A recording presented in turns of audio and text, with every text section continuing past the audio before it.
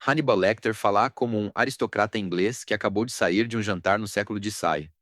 A voz macia, cada sílaba medida, como se estivesse degustando as palavras antes de soltá-las.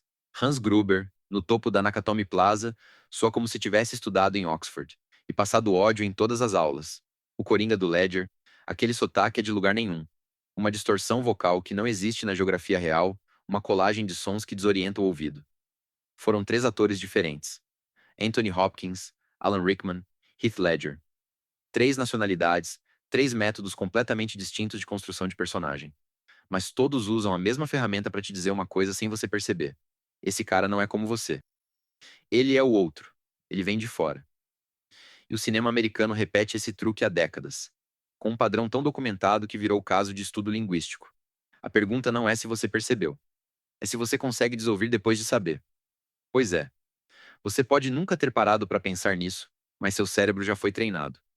Décadas de cinema americano ensinaram uma associação automática. Sotaque diferente é igual a perigo iminente. E não é impressão sua. É um padrão estatístico que pesquisadores resolveram medir. O Departamento de Linguística da Universidade de Leeds, no Reino Unido, publicou um estudo chamado Accent, Dialect and the Media, que analisou décadas de filmes blockbusters e documentou o fenômeno com números. Vilões têm 3,5 vezes mais chance de falar com sotaque britânico do que heróis. 3,5 vezes. E quando não é britânico, é eslavo, alemão, do leste europeu, ou aquele sotaque genérico de lugar nenhum que atores inventam do zero para soar ameaçadores. Ao longo dos próximos minutos, vou te mostrar três coisas que pouca gente cruza. Primeiro, como esse código foi construído. E não foi coincidência, foi cálculo industrial. Segundo, quem se beneficia desse padrão e o que ele esconde sobre a indústria do entretenimento. E terceiro, o que esse loop de som e imagem faz com a cabeça de quem assiste, inclusive você. Spoiler, não é só sobre cinema. É sobre como você aprendeu a desconfiar de vozes. E vou te contar já, o padrão é mais profundo do que parece. Ele não afeta só a tela. Afeta como você julga pessoas reais, em situações reais, sem nem saber que está fazendo isso. Vamos começar pelo começo. De onde veio esse código? A história não começa com Hannibal Lecter nos anos 90. Ela começa muito antes, nos anos 1930, com o cinema clássico de Hollywood. Os estúdios americanos descobriram cedo que o herói precisava soar acessível.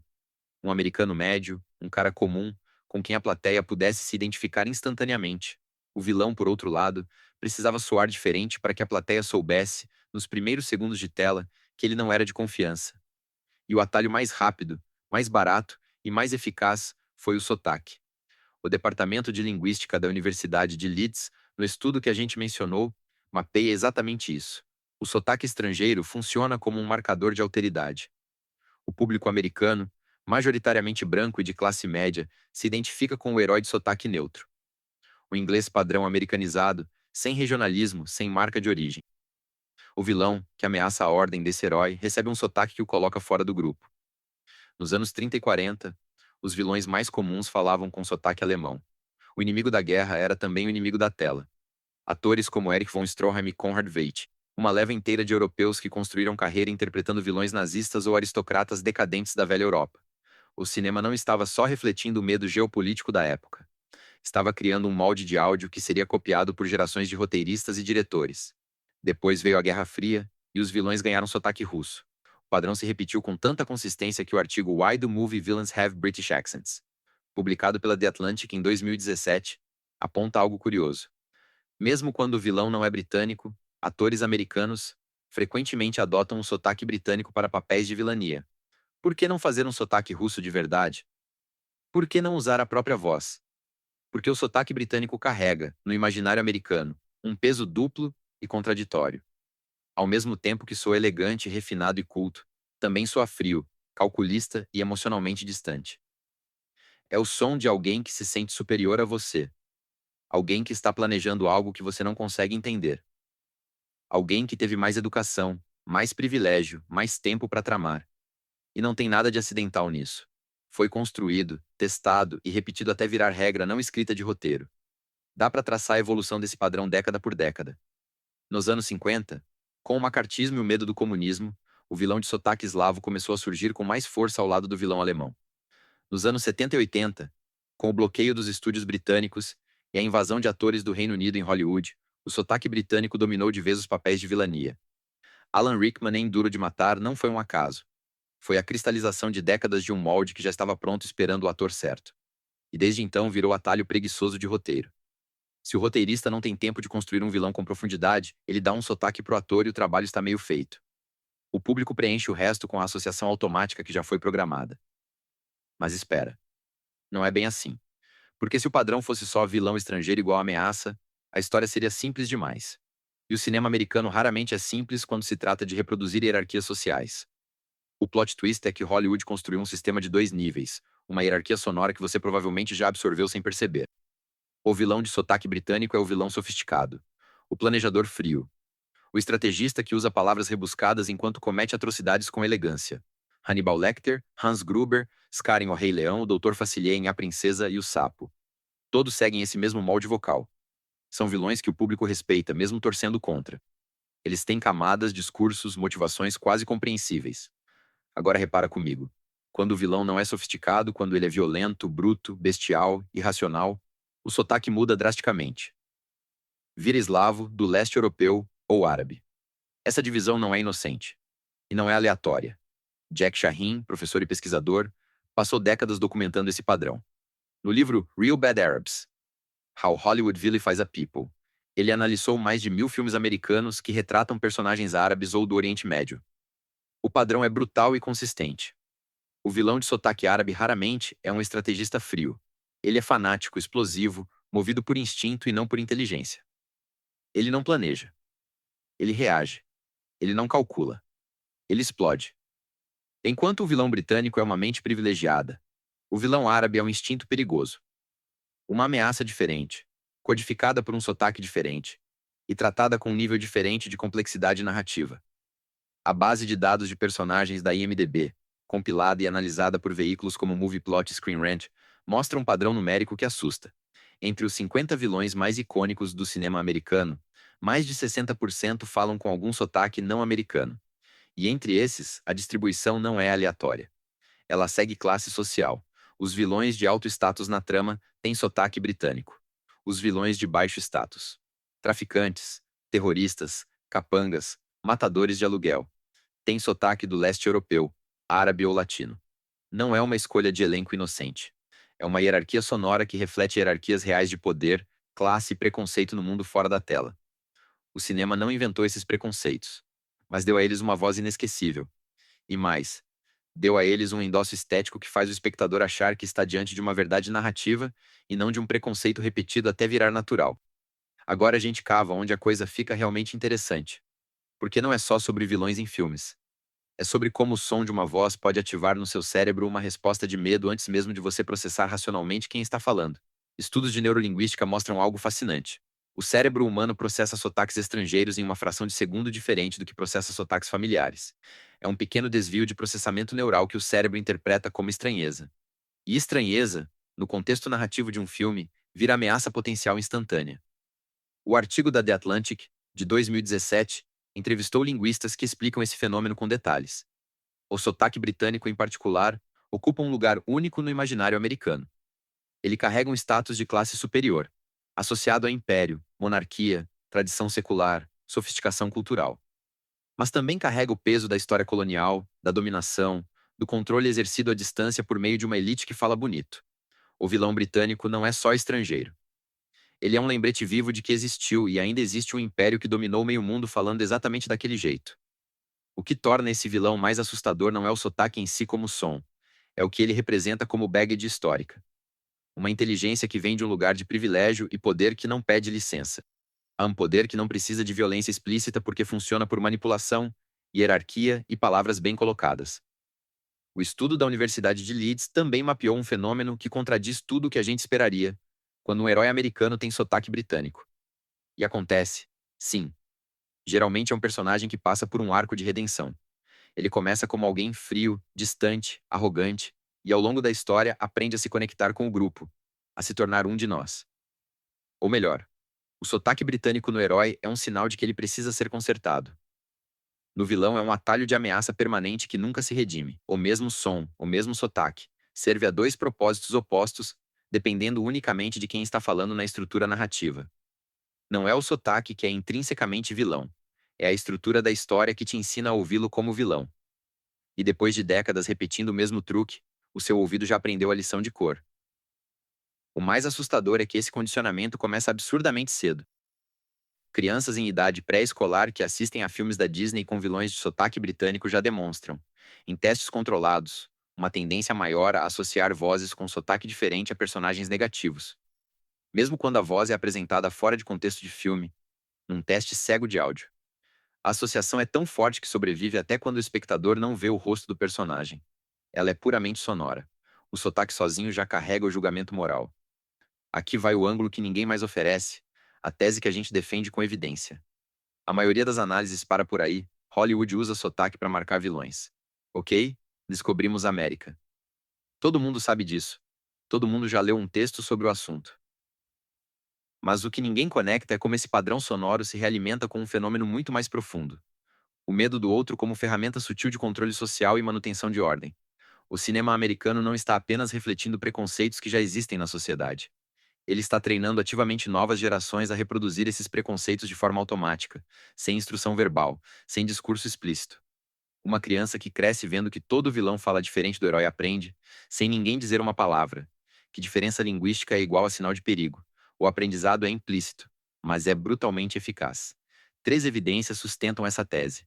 Primeiro, o estudo da Universidade de Leeds mostrou que a associação entre sotaque estrangeiro e vilania é significativamente mais forte em crianças do que em adultos, porque crianças ainda não desenvolveram o filtro crítico necessário para separar ficção de padrão social repetitivo. Elas absorvem o código como verdade, não como construção narrativa. Em um dos experimentos citados, crianças de 5 a 7 anos foram capazes de identificar corretamente o vilão de um filme apenas ouvindo a voz, sem ver nenhuma imagem, com uma taxa de acerto muito maior do que a média dos adultos no mesmo teste. Segundo, o livro de Jack Shaheen, Real Bad Arabs, documenta que a repetição do mesmo padrão por mais de 5 décadas criou um arquétipo tão profundamente enraizado no imaginário coletivo que roteiristas e diretores usam o sotaque como muleta narrativa em vez de construir vilões com profundidade psicológica real.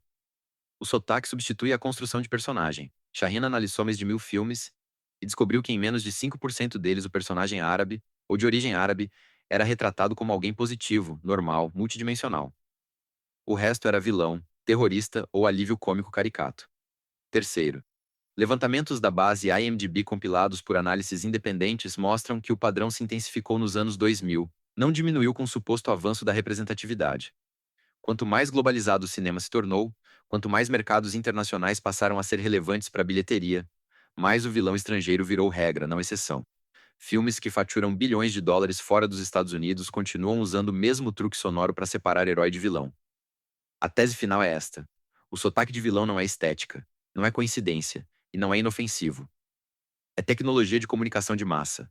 Um código audiovisual que atravessa idiomas, culturas e gerações, e ensina uma lição simples e perigosa. O perigo é o que vem de fora. O herói é sempre um de nós. O outro é sempre suspeito até prova em contrário. E o mais grave é que a indústria sabe exatamente o que está fazendo. Não tem inocência nesse processo. Isso muda como você vê cada filme de agora em diante. E não é exagero de roteiro, é constatação. Porque depois que você ouve o padrão, não consegue mais desouvir.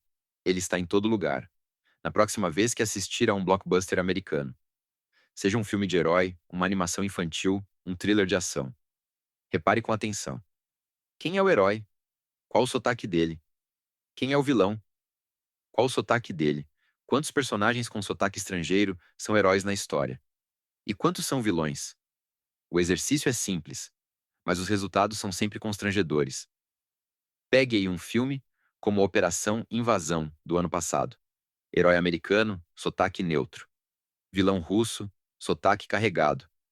Um filme como John Wick 4, herói americano. Na verdade, o Keanu Reeves nasceu no Líbano, mas o sotaque dele é neutro americano. Vilões?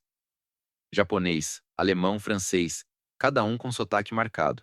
O padrão não falha. O fechamento do loop que a gente abriu no início é este: Hannibal Lecter, Hans Gruber, o Coringa do Ledger. Eles não são vilões porque têm sotaque estrangeiro. Eles têm sotaque estrangeiro porque o cinema americano precisa de um código sonoro para te avisar que eles são vilões antes mesmo de qualquer cena de ação, antes de qualquer diálogo de motivação, antes de qualquer revelação de trama. É um atalho de storytelling que começou como solução prática nos anos 30 e virou automatismo industrial repetido por gerações sem questionamento. A resolução não é bonitinha. Não tem final feliz com os estúdios mudando de postura da noite para o dia. O que tem é um convite para assistir com outro ouvido. Um ouvido que sabe o que está procurando. Cada vez que você identifica o padrão numa sala de cinema, você está desarmando uma ferramenta que foi feita para operar abaixo do seu radar consciente. Você está transformando um truque invisível em escolha visível. E isso, ironicamente, é o mais próximo de um poder de herói que um espectador pode ter numa sala de cinema escura. A capacidade de ver o código onde os outros só veem entretenimento. É um superpoder silencioso, mas real. A consciência crítica transforma o espectador passivo em alguém que enxerga a arquitetura da manipulação. Fora da sala de cinema, a coisa fica ainda mais séria. Porque o mesmo mecanismo que associa sotaque estrangeiro à vilania na tela também opera no mundo real, com consequências que vão muito além da crítica de cinema. Estudos de sociolinguística aplicada mostram que pessoas com sotaque estrangeiro enfrentam preconceito documentado em processos seletivos de emprego, em salas de tribunal como testemunhas ou réus, em situações cotidianas de atendimento público. O sotaque vira, nos Estados Unidos e em outros países, um marcador instantâneo de competência, confiabilidade, inteligência e até periculosidade potencial. Uma pesquisa da Universidade de Chicago mostrou que, em julgamentos simulados, réus com sotaque estrangeiro recebem sentenças mais duras do que réus com sotaque local cometendo exatamente o mesmo crime. O som da voz influencia a percepção de culpa. A cultura pop não cria esse preconceito do zero. Ela não é a causa original. Mas ela o reforça de forma poderosa. Ela dá a ele uma estética cinematográfica, um arquétipo repetido até a exaustão, uma trilha sonora de associação que naturaliza a suspeita. Quando uma criança de 7 anos já aprendeu que sotaque diferente é sinal de perigo, esse aprendizado não fica na sala de cinema. Ele vai para o recreio da escola, para o mercado, para o encontro com pessoas reais que têm sotaque de verdade. E aí a pergunta que fica não é sobre Hollywood. É sobre você. Quantas vezes você já desconfiou de alguém pelo sotaque sem nem saber explicar racionalmente por quê? Quantas vezes o som de uma voz ativou um alerta interno que você não pediu, não autorizou, mas que estava lá, não é culpa sua individualmente? É um reflexo condicionado por milhares de horas de exposição a um código que opera abaixo do radar. Mas reconhecer o condicionamento já é o primeiro passo para escolher se você vai continuar reproduzindo ele passivamente ou não. A consciência do truque é o começo da liberdade dele. Então fica o resumo seco em 3 frases. Primeiro, o sotaque de vilão é um código audiovisual que o cinema americano construiu e refinou ao longo de quase um século de produção industrial. E não foi acidental, foi um mecanismo de atalho narrativo que virou regra. Segundo, ele não é inofensivo. Ele treina seu cérebro, desde a infância, a associar diferença linguística com perigo iminente. E esse treinamento não fica confinado na sala de cinema, ele transborda para a vida real, para como você julga pessoas que falam diferente de você. Terceiro, agora que você sabe que o truque existe, a pergunta é o que você faz com essa informação. Você continua deixando o código operar abaixo do radar? Ou começa a enxergar ele cada vez que um vilão abre a boca na tela? Manda nos comentários. Que vilão com sotaque você nunca tinha parado para ouvir de verdade antes desse vídeo? E me diz se você acha que esse padrão mudou nos últimos anos com a diversidade forçada em Hollywood, ou se ele ficou ainda mais forte, só mais disfarçado.